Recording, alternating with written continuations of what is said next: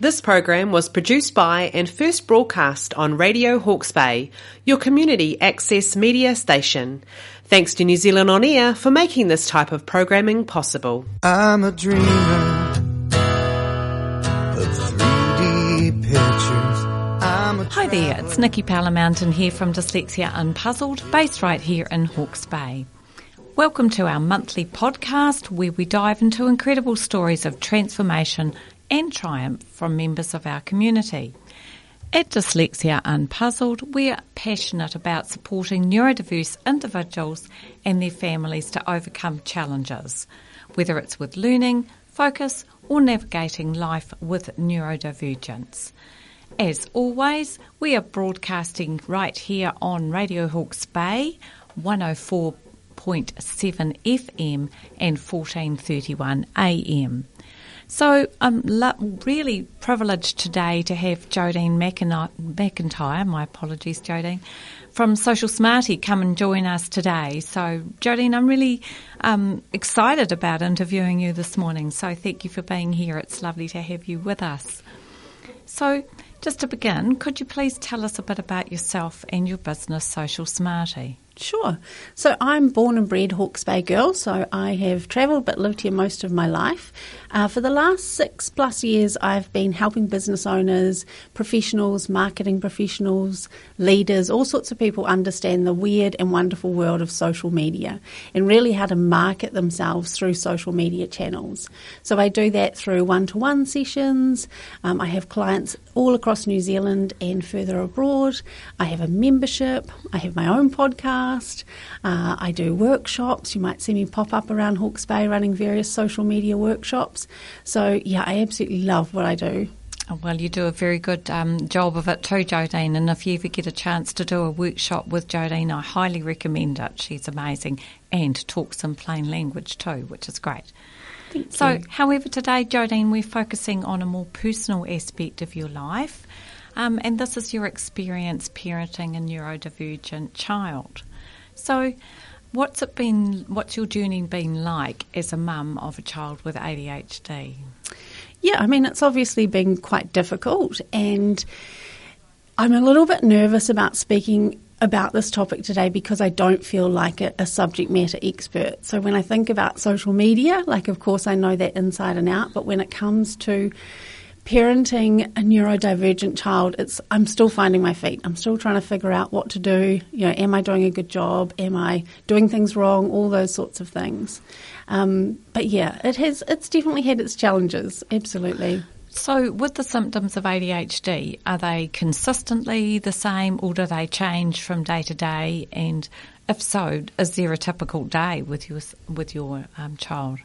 No, not really. I mean, like everyone, you have good days and bad days. So there are certain things that might trigger behaviours that we've learned over our journey to think, okay, right, in particular, if he doesn't have a lot to eat, he can get really hangry and really upset. And so that's an interesting one because, obviously his reactions are a little bit more than maybe a typical neurotypical child that might be able to cope a little bit more with those feelings. So there's certainly some patterns and some things that we see over and over again that we're learning to manage.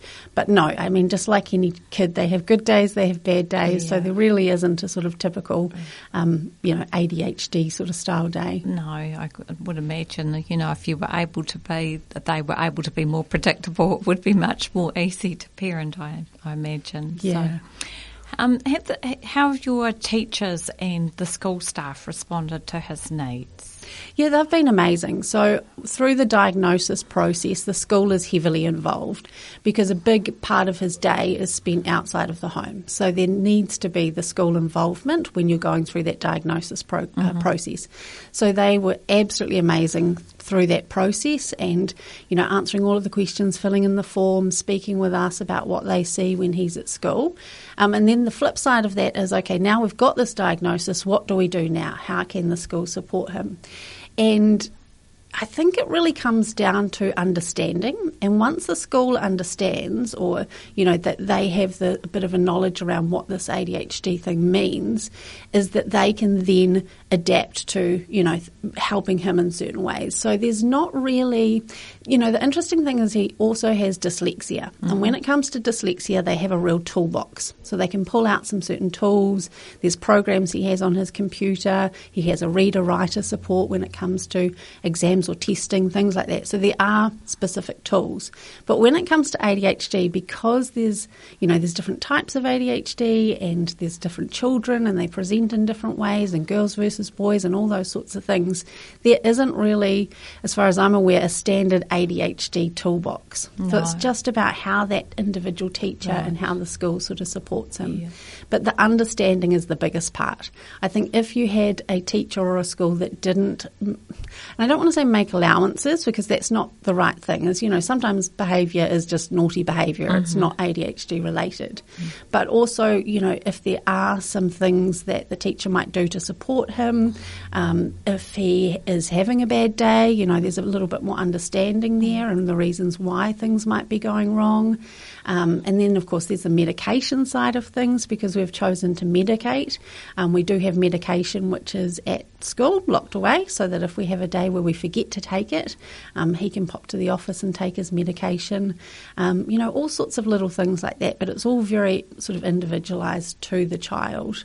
So it's interesting. It's interesting having both the dyslexia and the ADHD and just seeing how the school and the teachers sort of support both different aspects. Oh, that's so cool to know that there is support for him, and that sounds like he's at a pretty decent school and that they do look after him really well. So that's fantastic. So we haven't talked about the diagnosis process. I don't know anything about the diagnosis process, and I'm sure many other parents out there wouldn't have a clue either. What was involved? So, the very first step, and it's funny because preparing for this interview, I kind of revisited a lot of it. Okay. And so it was a lot of going back and remembering those times.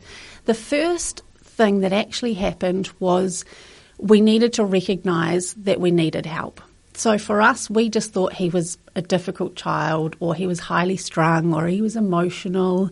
We didn't actually really recognise that there was other things going on.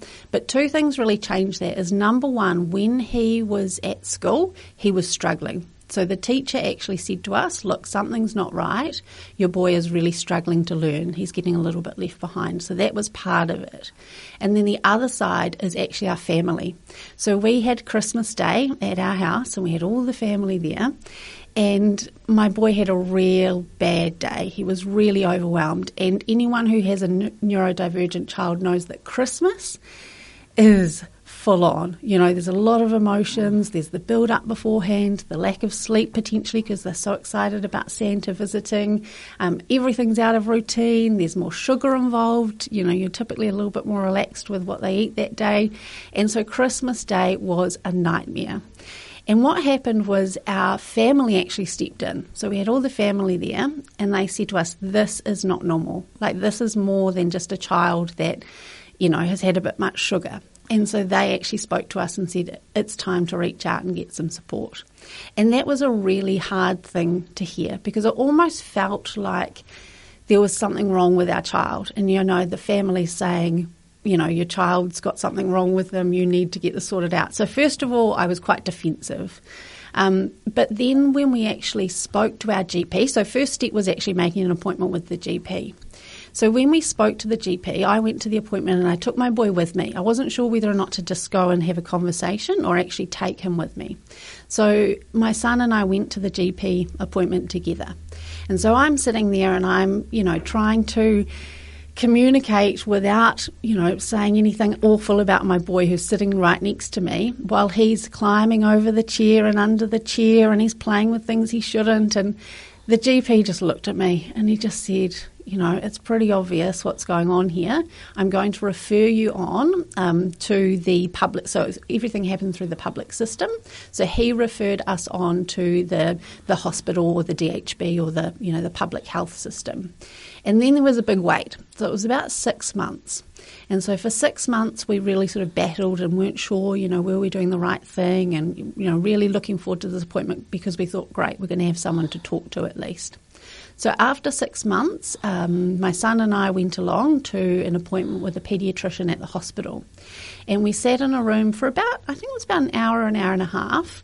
And she asked my boy all sorts of questions, and she did sort of, games with him and got him to write and draw and, do a whole lot of activities. And, she was asking me questions at the same time. And then at one point she asked him to go and play in a different room while she asked me some questions, just one-on-one. And right at the end, I remember at the end of that appointment, she just turned to me and just as blasé as you can imagine, she said, well, it's very obvious. He has ADHD. He has dyslexia. I can't diagnose dyslexia, but in my professional opinion, he looks like he has dyslexia. He's presenting all the sort of things you would expect. And she said, and I also suspect that he may be on the autism spectrum. So you imagine me on my own without my husband's support, just, there with my boy, to be told this was really confronting. I can imagine. It would have been terrible. Yeah. And so I went and left that appointment, and I got in the car and I cried, and my boy was in his car seat in the back seat, and, I'm trying not to, let on that anything's wrong, and talk to my husband about it. But then we had to go back for the actual official diagnosis. So that was just her sort of having a conversation with me. And then we went back and I took my husband to that second appointment. So it was just him and I. And we sat down, and I thought she was going to present a whole lot of findings. I thought it was all going to be a long session about this is what we saw and this is his behaviour and this is how it went and blah, blah, blah, blah, blah. We sat in this room and she said, right, so your son has ADHD, here's a fact sheet. And she gave us one piece of paper, double-sided with a few links on it. And she said, here's a prescription. We're going to start him on Rubifin, and you need to let me know how it goes. So you are in charge of the dose. You can start him on a small dose, and we're going to work our way up, and you're going to keep an eye on him and see how things progress. And my husband and I looked at each other, and that was it. It was literally, here's some resources and here's a medication. We were expecting a lot more than that. We were expecting, I don't even know what we were expecting, but a little bit more compassion, a little bit more education maybe, a lot more support. I would have thought so, yeah. Yes. Gosh, yes. And of course you have that internal battle, do we medicate or not? Because it's not as easy as just, here's this medication you've never heard of before, you have no idea what it does, the side effects, that sort of thing. And they didn't give you that information at all? We could ask those questions, and we did end up talking that through. But, it was just like, here you go, like, get on your way sort of thing. Gosh. So, yeah, That's it was horrendous. an interesting... Yeah. And the thing is that not everyone chooses to medicate. If you're presented with one solution, and that's medication, and that doesn't fit with whatever reason you don't want to go down that path, what's your alternative? You've got to go out and seek that support. You've got to find, the websites and the support groups, and pay privately for, professionals like yourself to come in and support you and your child and your family.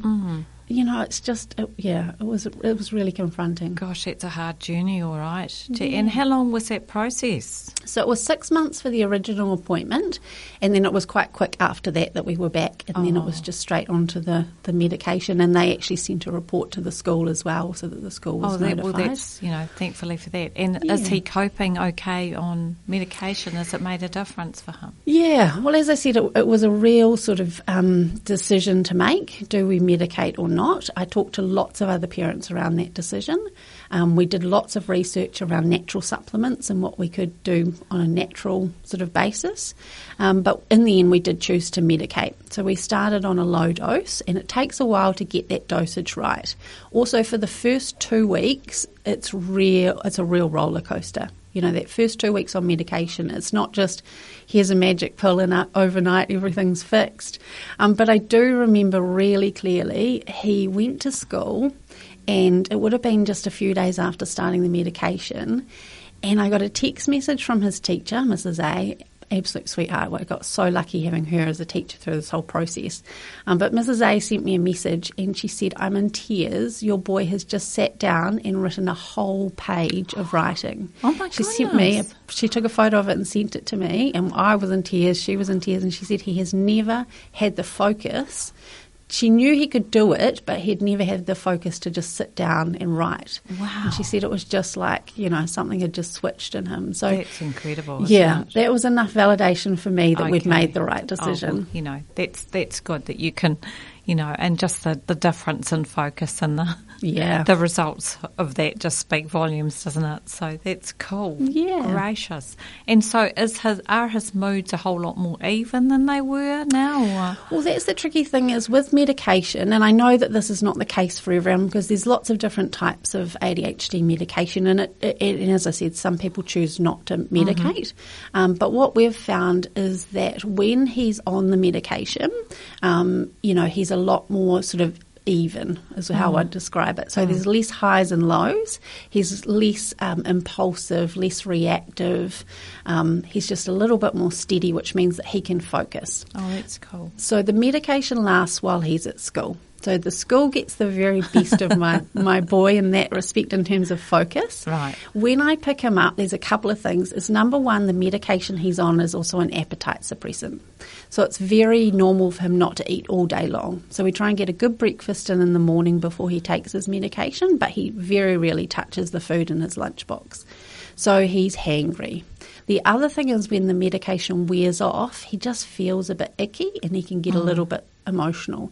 So it's not unusual for him to get in the car, have a big cry, tell me about all the terrible things that happened that he's been holding in all day, which could be as simple as someone saying they didn't like his shoes or, something really small that to him, he's thought about it and he's built that up.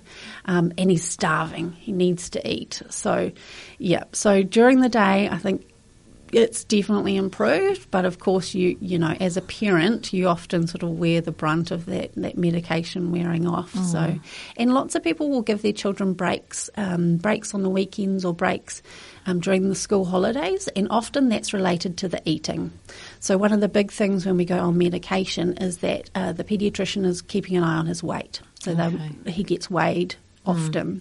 And of course you try and do that in a way because, we know that obsessing over your weight isn't really good for your mental health. It's not at all. No, so we've got to be quite careful in the way that we sort of approach that, but it means that if he has breaks from the medication, he can eat a lot more during those days. Right. So, it's sort of a balancing act between the benefits and the, the pros and the cons of the medication.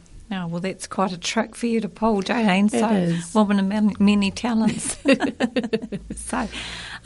So what are his particular strengths and talents that he has that are sort of the positive sides of the ADHD? I'm sure it's not all bad. Oh, gosh, no. He has so much character.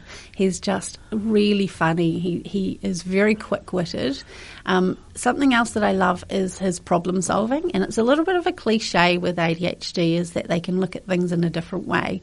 But it's quite funny because I've started to really lean into that. So if I have a problem that I'm struggling with, as long as I can sort of communicate it to him in a way that he understands, he comes up with the best solutions. Oh, that's things cool. that I would never have even thought of. Wow. Yeah. Like you say, well, Mum, why don't you just do this? Isn't it obvious? And I'm like, I wish I'd thought of that half an hour ago when I was struggling. How so. cool is that? Yeah. So I imagine that he's got quite a bright future in front of him for whatever he does. I think so. I mean, I think he could do anything. That's the thing is that, when we're neurotypical, we're kind of like stuck in this box, and this is the way that the world is a lot of the time, whereas the neurodivergent, you don't have those same limitations. You just see the world as, an endless possibility. So I'm so excited to see what happens in the future. Gosh, yes, it'll be interesting to see what he gets into at secondary school and so things like that and onward from there. So, oh, that's so cool.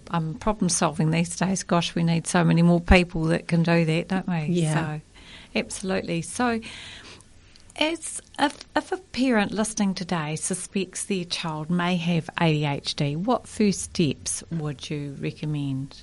Definitely talk to your GP. And even if there's not much that you might think, well, they're not a specialist in this area, they can't diagnose ADHD. That's always the first step here in the New Zealand health system, is get in with the GP, have that conversation so that you get that referral, because it's really important. You need the GP to refer you on to the next steps.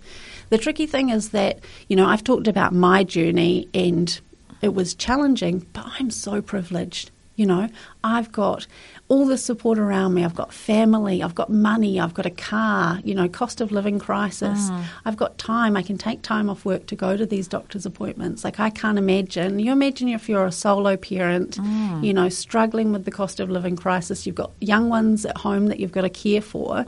Even that first step to see the GP might be really difficult. So I really, my heart goes out to parents out there that might be really struggling with this. But I definitely think talk to your GP, even if it's a phone consult. So I know that the GPs now, particularly post-COVID, through that period now, will often, talk to you over the phone. So even if that's the best you can do to get started, is reach out to the GP. I think it's so important for people to be educated in how they can support, what support is out there, where do they find that support. And I'm certainly finding with my business anyway, there's just not the knowledge out there. People are saying, well, I didn't know that, or I didn't know that, or how do I find this? Yeah. And so I just think it's a real education thing. So good on you, please. Thank you for today and stepping up and sharing your journey with your son, because, like you say, you haven't had an easy time of it. So hopefully you're looking after your own well-being as well too, Jodine. Yes. So that's cool. And you've got some school holidays coming up. So do you have any plans for that? No, I think we'll just I always find the kids are getting towards the end of the term. They get pretty tired. It's hard to get them out of bed in the mornings. They're getting a little bit grumpy. So I think we'll just have some chill time at home.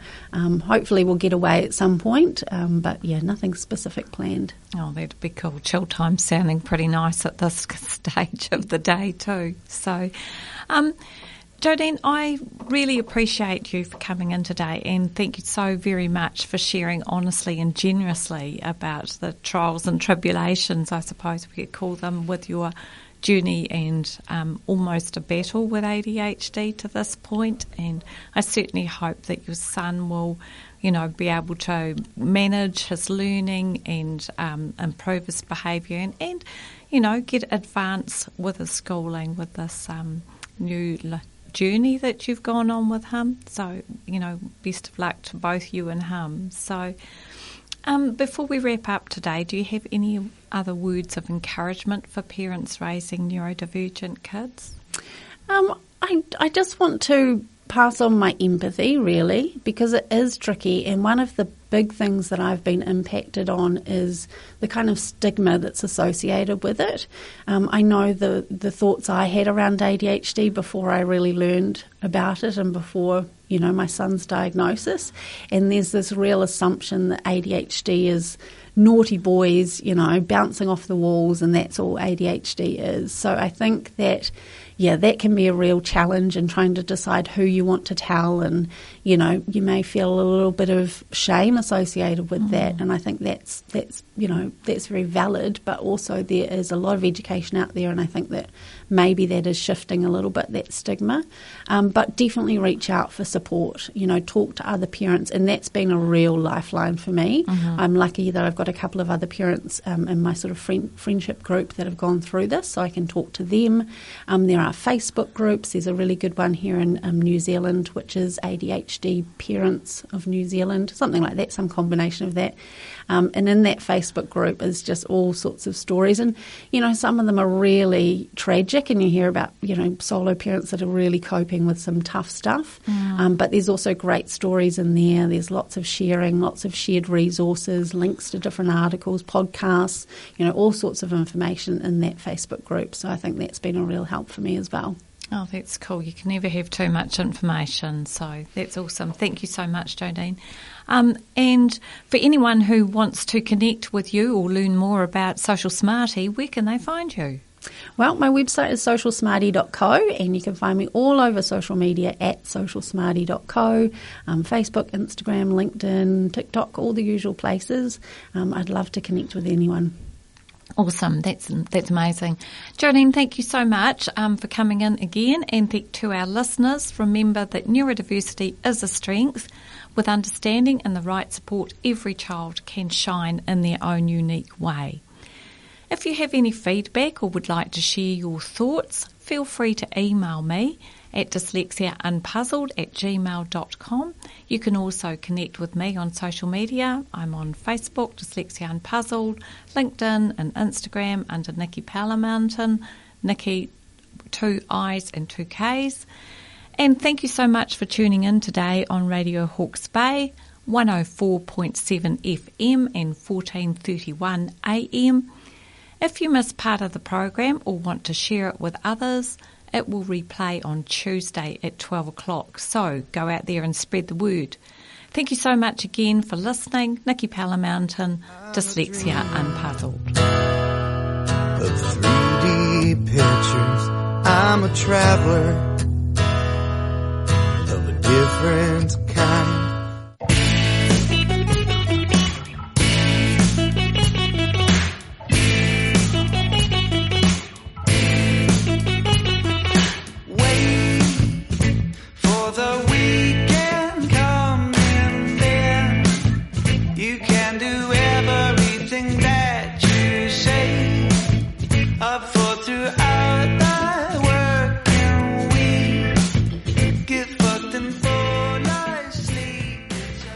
This program was produced by and first broadcast on Radio Hawke's Bay, a community access media station. Thank you to New Zealand On Air for making this type of programming possible.